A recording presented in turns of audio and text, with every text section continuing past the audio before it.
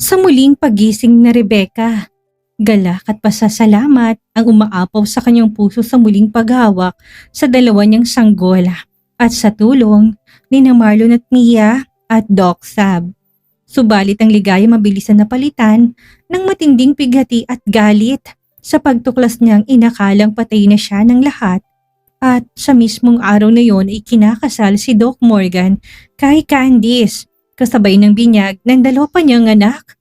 Tuluyang nadurog ang puso ng ating bida. Ang dating Rebecca na nagmamakaawa at umiiyak ay naglaho na sa gitna ng apoy at kasinungalingan. Isang mas matatag, palaban at puspos ng galit na Rebecca ang magbabalik upang bawiin ang lahat ng sa kanya. Huwag na huwag niyong palalampasin ang kapanapanabik na kabanatang ito, mga kasummer. Magsisimula na ang tunay na laban. Rebecca POV. Hindi ko alam kung gaano ko katagal na nakatitig sa kanila. Dalawang sanggol, dalawang kaluluwang akala ko na wala na sa akin. They were sleeping so peacefully beside me, their tiny chest rising and falling in perfect rhythm. My hands trembled as I reached out, gently caressing their soft cheeks. Parang ayaw kong alisin ang mga mata ko, baka biglang maglaho lang sila kapag kumarap ako. My heart feels like it's breaking and healing at the same time. I thought I lost everything. Akala ko wala nang matitira sa akin. Pero mali pala ako. Hindi ako iniwan ng langit. Habang tinitingnan ko silang dalawa, bumalik sa isip ko si Dr. Sabrina. She didn't just save my babies. She saved me. Sa gitna ng kaguluhan, nang halos wala na akong malay, pinili niyang lumaban para sa akin at para sa mga anak ko. Naramdaman niyang takot ko kahit wala akong boses para ipagsigawan yun. Umiral sa kanya yung pagiging ina. Hindi lang bilang doktor, she refused to give up on us. Naalala ko kung paano raw siya tumigil sa loob ng operating room. Humawak sa kamay ko at binulong niya kay Mia noon. Kaya natin to. I won't let her lose everything. At tinupad niya yun. She was my miracle in that moment. God sent her when I thought no one was coming. Napakabuti ni Sab. Thank you Lord dahil siyang naging obi ko. Hindi lang siya gumamot ng katawan ko, ginising din niyang puso ko muntik ng sumuko. At si Mia, isang mabuting kaibigan and my soul sister. Hindi niya ako iniwan. Siya yung kumapit nang wala na akong makapitan. Siya yung umiyak para sa akin nung hindi na ako makaiyak para sa sarili ko. She stayed through the worst version of me. She stayed. Napahawak ako sa mga maliliit na kamay ng mga anak ko. Ang liliit ng mga kamay ninyo, mga anak ko. Mahina akong sambit, halos pabulong habang patuloy ang pagpatak ng luha ko. I swear, I'll never let anything take you away from me again. You're my whole life now. Mama's here and she's never leaving you. Pero may lungkot sa puso ko dahil may kulang. Hindi pa rin sila buo. Naputo lang tahimik kong pagluha nang marinig kong tinig ni Joshua. Ate, paglingon ko nakaupo sa tabi ng kama. Nasa tabi niya si Jaden. Parehong may luha sa mga mata nila. Nakatingin sa akin na parang natatakot pang gumalaw. Akala namin ate, hindi ka nagigising. Basagang boses ni Joshua, nanginginig. Takot na takot kami, baka iwan mo kami. Tumulo rin ang luha ni Jaden. Hindi namin alam anong gagawin namin kung nawala ka ate. Wala na kaming matitirang pamilya. Hindi ko na napigilang humikbi. Inabot kong mga kamay nila at agad silang yumakap sa akin. Mahigpit at parang matagal na matagal kaming nagkahiwalay. Mahal na mahal ka namin, ate. Bulong ni Joshua, nakasubsob sa balikat ko. Please, don't ever leave us again. Hinaplos ko ang likod nila, sabay-sabing halos hindi ko na mailabas sa lalamunan. I'm sorry. I'm so sorry for everything. Hindi ko kayo dapat pinaiyak. Hindi ko dapat pinabayaan ang sarili ko. Wala kang kasalanan ate, sagot ni Jaden. Pinunasan ng mga mata. You were hurting, pero ngayon nandito ka na. We are all here. Buo na ulit tayo. Sa sandaling yon, habang yakap kong mga kapatid ko at nakatingin sa mga munting anghel sa tabi ko, naramdaman kong totoo nga ang sinabi ni Sab. Life always finds a way to come back, no matter how broken it gets. Huminga ako ng malalim. Marahang hinaplos ang buhok ni Joshua at Jaden. We're home now. Mahina akong bulong. This time, I'm never letting go. Yakap-yakap ko pa sina Joshua at Jaden nang maramdaman ko na may pumasok sa kwarto. Pagtingala ko, nakita ko si Marlon. Tahimik lang siyang nakasandal sa hamba. Dala pa rin ang parehong aura. Yung kalmadong presensya na parang laging handang saluhin ka kapag bumigay ka na. And I murmured my thanks along with a smile. Papasalamat ako sa kanya sa pagliligtas niya sa buhay ko. Thank you, Marlon, for everything. Ngumiti lang siya at bahagyang tumango. At bago pa siya makalapit, kumalas na sina Joshua at Jaden sa yakap ko. Ate, lalabas na muna kami ha. Magpapainit kami sa labas, sabi ni Joshua at agad dinalalayan si Jaden na lumabas. Iniwan kaming dalawa sa tahimik na silid. Lumapit si Marlon, naupo sa gilid ng kama at maingat na inabot ang kamay ko. Mainit ang palad niya, parang pinapakalma ang lamig ng buong katawan ko. Kumusta ka na? Tanong niya at marahang nakatingin sa akin. Ngumiti ako pero ramdam kong hindi totoong ngiting yun. Masaya pero may kulang pa rin. Mahinang tugon ko. Saglit akong tumingin sa mga baby bago ko ibinalik ang tingin sa kanya. Marlon, kumusta na kaya yung dalawa ko panganak? Inaalagaan kaya sila ni Morgan? Or maybe si Candice? Bumuntong hininga siya. Ilang segundong pinalipas bago sumagot. Morgan may have failed you. Sabi niya na may assurance ang tinig. But I don't think he'll fall as a father. He knows what he almost lost. I'm sure he's taking care of them. Gusto kong maniwala pero ang dibdib ko parang may kakulungan pa rin. Parang kalahati lang ng mundo ko ang nariyan. Umiling ako, marahan. Marlon, gusto ko silang makita. Gusto kong marinig ang iyak nila. Gusto kong mahawakan silang apat, sabay-sabay. Kasi kulang ako. I feel like half of me is still lost somewhere. Tumitig siya sa akin, matagal, sa kadahan-dahan niyang hinaplos ang likod ng kamay ko. Rebecca, bulong niya, you've been through hell and back, and yet you're still here. That already means something. Please, give yourself time. Heal first. Hindi ka pwedeng pilitin ng puso mo kung yung katawan mo mismo pagod na. You have to gather your strength for them. Napapikit ako, pilit pinipigilan ang pagpatak ng luha. Pero, paano Marlon? Paano kung hindi ko sila makita? Paano kung nabitin ang boses ko? Paano kung makalimutan nila ako? Marahan yung hinawakan ng pisngi ko, pinunasan ng luhang tumulo. They won't. You're their mother. No matter what happens, that kind of bond never breaks. Even time can take the yacht away. Huminga siya ng malalim bago nagpatuloy. Darating yung araw na makikita mo sila ulit. You hold them again. But for now, let me protect what's here. Let me protect you. Yumuko ako't pinipigilan ng sarili na wag mapaiyak habang si Marlon nakaupo pa rin sa tabi ko. Hindi na siya nagsasalita pa. Just being there. Just letting me cry.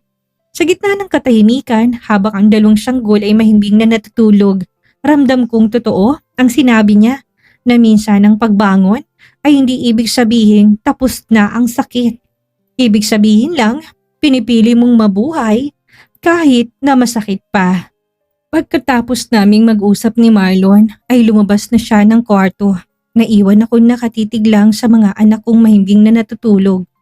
Sa bawat paghinga nila, may kakaibang init na bumabalot sa puso ko. Pero sa ilalim ng init na yon, may malamig na parte na hindi ko magawang punan. Muling sumagi sa isip ko si Morgan. Masaya na kaya siya ngayon? Nakangiti kaya siya habang kasama si Candice? Bakit? Bakit hindi siya ang tumulong sa akin nung nasusunog ang rest house? I closed my eyes. trying to push back the tears that threatened to fall pero kusa silang pumatak. He was there. That night, he fought for me. He protected me. Pero bakit nung oras na kailangan ko siya ng higit sa lahat, wala siya? Napatawa ako, mahina pero puno ng pait. Ano ba, Rebecca? Bulong ko sa sarili ko habang pinupunasan ng luha sa pisngi. What did you expect from a man who already chose someone else?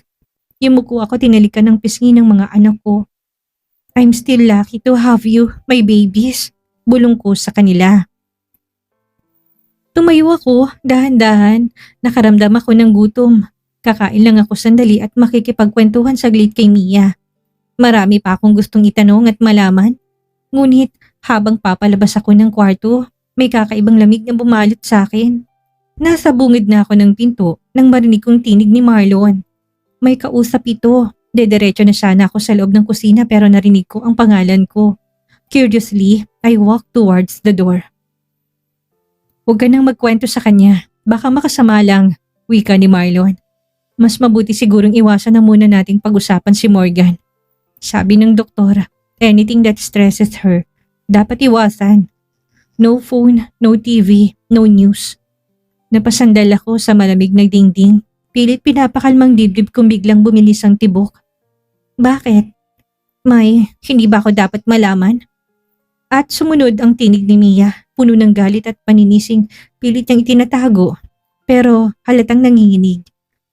Napakawalang hiya ng doktor na yon. Hindi niya ligtas sa Rebecca. Hinayaang masunog ang rest house. Kung hindi ka dumating, Marlon, baka wala na siya ngayon. Parang biglang nanigas ang buong katawan ko. Hindi totoo yan. Hindi totoo.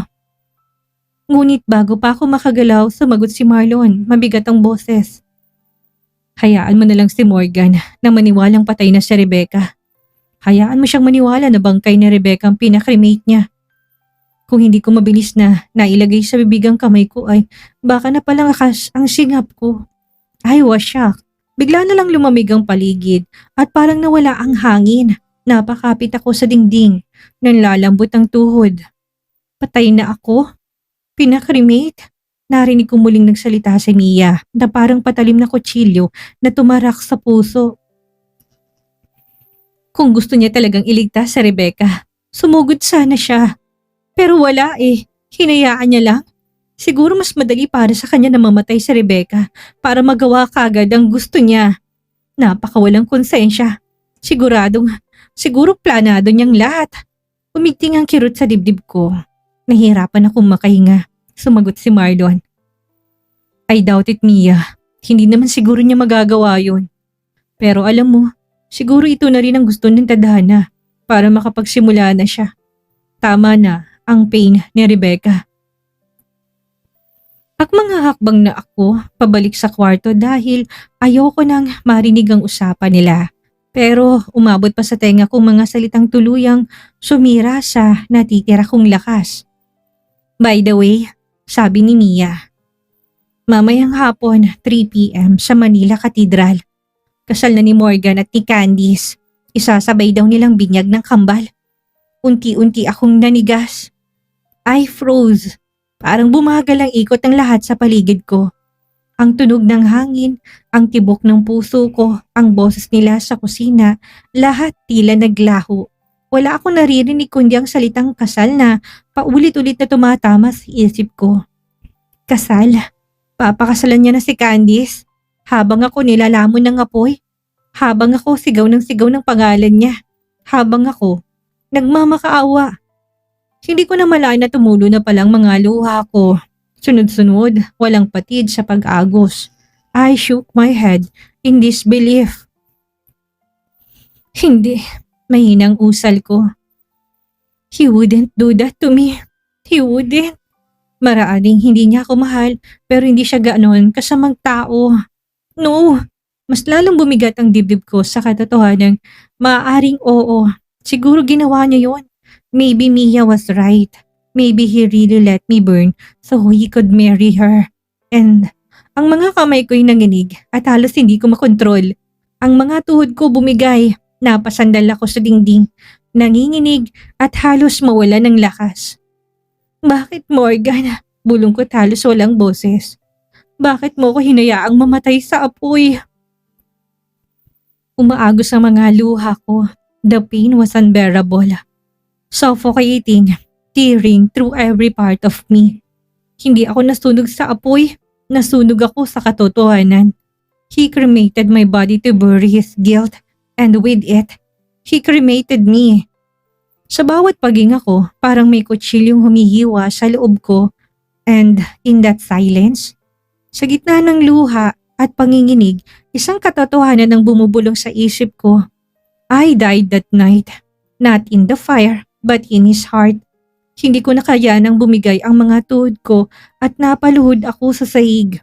Hindi ko na napigilan ang sarili kong lahat ng sakit ay sabay-sabay na sumabog. Mula sa dibdib ko, sa lalamunan, hanggang sa luha kong walang tigil na bumabagsak sa sahig. Patay na ako sa kanya. Patay na ako sa kanya. Paulit-ulit kong sambit at halos hindi ko na marinig ang sarili kong tinig dahil sa hagulhol. Narinig kong mga yabag ni na Marlon at Mia at agad silang lumapit. Rebecca, mahinang boses ni Marlon habang lumuhod siya sa harapan ko, saka ako niyakap ng mahigpit. Hindi siya nagsalita pero ramdam kong bigat ng kanyang paghihinga. Para siyang rin ay nahirapan para sa akin. Patayin na ako sa kanya, Marlon. Muli kong tanong at halos pabulong pero puno ng pigati. Hinayaan niya lang akong umiyak.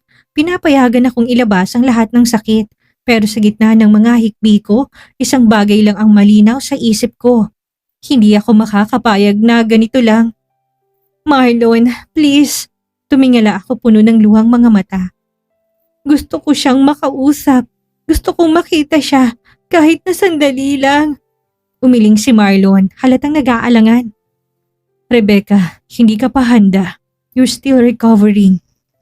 Ngunit bago pa siya makasagot muli, narinig kong boses ni Mia, mahigpit at puno ng awa. Masasaktan ka lang, Rebecca. Tama na, huwag mo nang pahirapan ang sarili mo. Mia, please. Halos hindi ko na makontrol ang tinig ko. Ngayon na lang please, kahit sandali lang. Tumingin sa akin si Mia at nakikita kong luha sa gilid ng mata niya at sakit para sa akin. Rebecca, mahina niyang sabi. Hindi ikaw ang pinili. Kaya tama na, okay? You have to stop hurting yourself like this.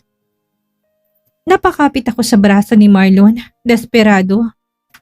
Isa na lang, Mia. Huli na to. I promise, I just want to see him. I want him to know na buhay ako. Tahimik na nagtagpo mga mata ni Mia at Marlon. Walang salita pero nagkakaintindihan sila.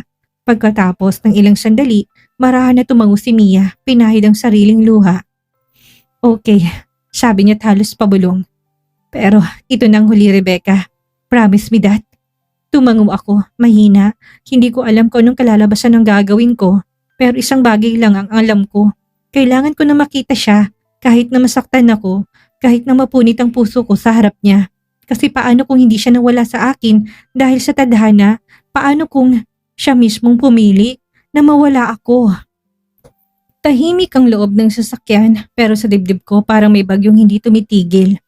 I can't breathe right. Every second feels heavier than the last. Panay ang tingin ko sa relo pero parang hindi gumagalaw ang oras. 2 p.m. Marlon, bilisan mo naman please. Halos pakiusap ko habang nakatingin sa labas ng bintana. Lumalayo na kami sa Tagaytay pero sa bawat kilometro parang mas lalo kong kinakain ng kaba. 3:00 ang kasal. Kung hindi kami matrap sa traffic, baka umabot pa ako. Pero anong gagawin ko pagdating ko doon? Hindi ko alam. Hindi ko alam kung anong karapatan ko pa. All I know is, hindi ako pwedeng tumigil. Hindi pa. Malapit na tayo, sabi ni Marlon pero alam kong sinasabi niya lang yun para pakalmihin ako. Kita sa mukha niya yung pag-aalala, yung tahimik na takot na baka masaktan lang ako ulit. I pressed my palms together. Pinilit kong huwag umiyak. Marlon, if we don't make it, naputol ang boses ko. Hindi ko alam kung kakayanin ko. Tama na, Rebecca. Mahinang sagot niya habang nakatutok pa rin sa daan. Masasaktan ka lang. I need to. Mabilis kong tugon. I just need to see him one last time. Kahit hindi niya ako pansinin. kahit wala siyang maramdaman. Just to prove I'm still here. I'm alive. Napabuntong hininga lang si Marlon. Ramdam kong matinding pagkadismaya niya. But I'm still hoping. Sinilip ko ulit ang oras. 2:34 p.m. God, please. Please let me make it in time. Napalunok ako at pinunasan ng luha ko bago pa mapansin ni Marlon. This is crazy, I know. Mahina kong sabi. Pero what if he thinks I'm really dead? What if he never move on? What if... Napailing ako. God, what am I even saying? Because you still love him. Sagot ni Marlon, halos pabulong. That is why. Pero niloloko mo lang ang sarili mo, Rebecca. Tila naiinis ang sambit ni Marlon. Hindi na ako sumagot kasi totoo at kahit na ilang beses ko sabihin sa sarili kong tapos na dapat hindi ko na kaya, hindi pa. Habang bumabagtas kami papasok ng Maynila, naramdaman kong bumilis ang tibok ng puso ko. Sa hindi kalayuan, tanaw ko ng simbahan. 3:58 p.m. Late na kami ni Marlon. Yeah, stop the car. Agad siyang napatingin sa akin. Rebecca, sigurado ka ba? Tumango ako kahit na nanginginig ang labi ko. Yes, I need to do this. I'd rather break right in front of him than spend the rest of my life wondering. Kung may sandali ba, kahit na isang segundo lang, naisip niya akong muli. Pagpasok pa lang ng malaking pinto ng simbahan, halos sabay na tumigil ang paghinga ko. Ang lamig ng hangin sa loob pero pakiramdam ko sinusunog ako ng tindi ng sakit. Mula sa kinatatayuan ko, tanaw ko kaagad si Morgan. Nasa harap ng altar, hawak ang kamay ni Candice. Mabilis kong tinakpan ang bibig ko para pigilan ang pag-iyak. Napaurong ako ng kaunti at nagkubli sa gilid ng haligi. Ayoko na may makakita sa akin. Ayoko makasagabal sa seremonyang yun. Pero Diyos ko, parang tinatadtad ng karayom ang puso ko. Ang ganda ni Candice, sobrang ganda. Yung wedding gown niya parang gawa para sa kanya. Napaka-elegante. Halatang pinaghandaan. Yung ngiti niya puno ng saya. Samantalang si Morgan, nakatingin siya kay Candice na para bang wala ng ibang babae sa buhay niya. Walang bakas ng lungkot, walang bakas ng pagdurusa, pagluluksa at parang hindi ako namatay sa isip niya. Napalunok ako, pinilit kong wag humikbi. Ganito pala yung pakiramdam na walang halaga sa buhay niya. Lumipat ang tingin ko sa mga tao sa paligid at nakita ko si Suzette at ang ina ni Candice. Magkatabi, parehong nakangiti habang may karga. Mga sanggol. Hindi ako kaagad nakagalaw, parang unti-unting binunot yung hininga ko mula sa dibdib. Mga sanggol, dalawa, at sa suot nilang pangbinyag, hindi ko na kailangan magtanong. Ang mga anak ko, mga anak namin. Napatakip ako sa bibig ko, napaatras. Hindi, mahina akong bulong pero walang tinig na lumabas. Ang puso ko nilunod sa matinding sakit. Wala talaga akong puwang sa buhay niya. At sa gitna ng altar, narinig ko ang tinig ng pari. Do you take this woman? Hindi ko na natapos marinig kasi sa likod, sa gilid ng mga bisita, nakita ko siya. Si Raul, nakangiti. Abot tenga, nakasut na parang proud na proud sa sarili. Parang isang demonyong nagtatago sa banal na lugar. Hayop, ramdam ko kung paano biglang umakyat ang init sa ulo ko. Kung paano nanginginig ang kamay ko sa galit habang pinagmamasdan siya na nakatayo doon na parang walang kasalanan. At sa loob ng isipan ko, nagsimulang mabuhay ang mga tanong. Bakit siya nandito? Bakit siya parang kasali? Bakit siya parang bahagi ng selebrasyon? At biglang parang may nagsingkin sa isip ko. Yung mga salitang binitawan ni Mia isa-isang bumalik. Maybe it was all planned. Maybe he knew. No, hindi pwedeng totoo. Pero habang pinagmamasdan ko si Raul na nakangiti, habang tinitignan ko si Morgan na hawak ang kamay ng babaeng mahal niya, lahat ng denial na tinatago ko, unti-unting gumuho. Siguro nga tama si Mia. Siguro nga planado ang lahat. At baka nga si Morgan mismong nag-utos. Baka siya mismong gustong mawala ako. Baka lahat ng ipinakita niya sa akin ng gabing yun. Lahat yun kasi nangalingan lang. Naramdaman kong mga luha sa mga mata ko. Pero ngayon, hindi na lang sakit ang laman ng dibdib ko. Puot, galit, panliling lang. Paano mo nagawa to sa akin, Morgan? Mahina lang pero bawat salita may kasamang lason. Hindi ko alam kung naririnig ako ng Diyos. Pero sa mismong simbahan kung saan siya nakatayo, doon unti-unting namamatay ang lahat ng natitirang pagmamahal ko sa kanya. At ang natira na lang ay ang apoy na gustong magbalik ng lahat ng nawala sa akin. Lahat ng tinanggal nila. Lahat ng binura nila.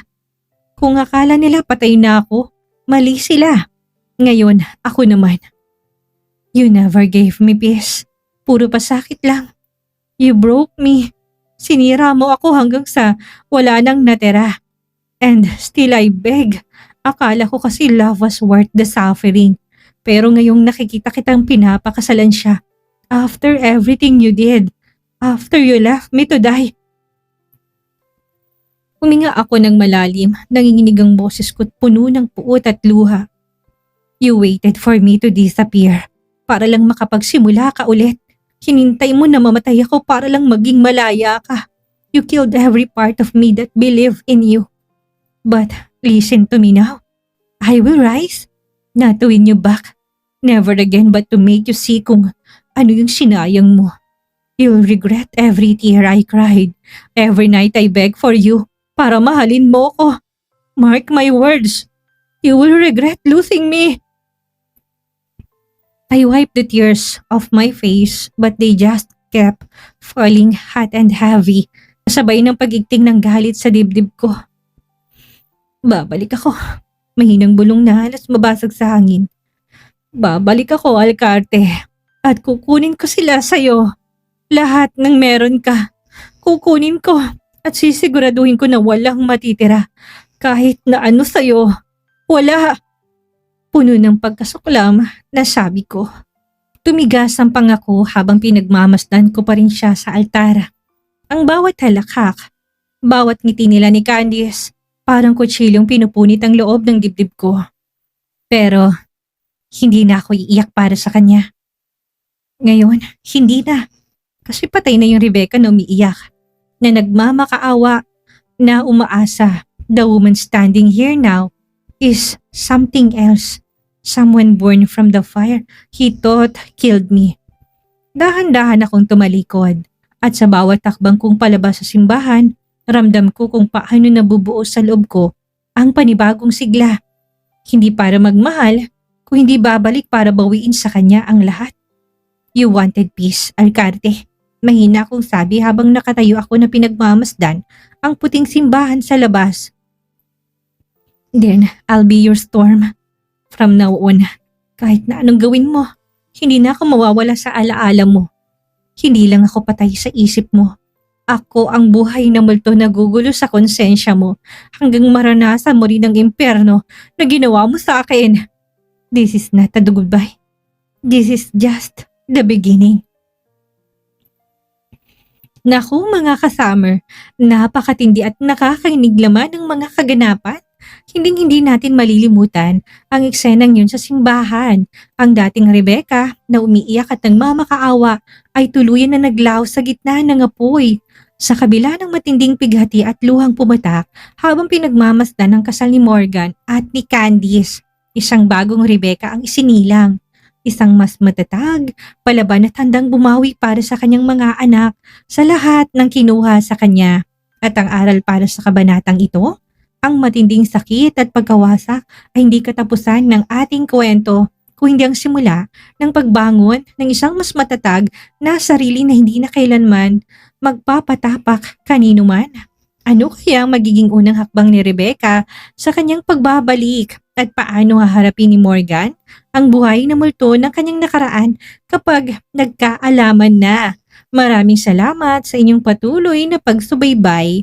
Ako po ang inyong tagapagsalaysay, si Miss Maria, at maraming salamat po ulit.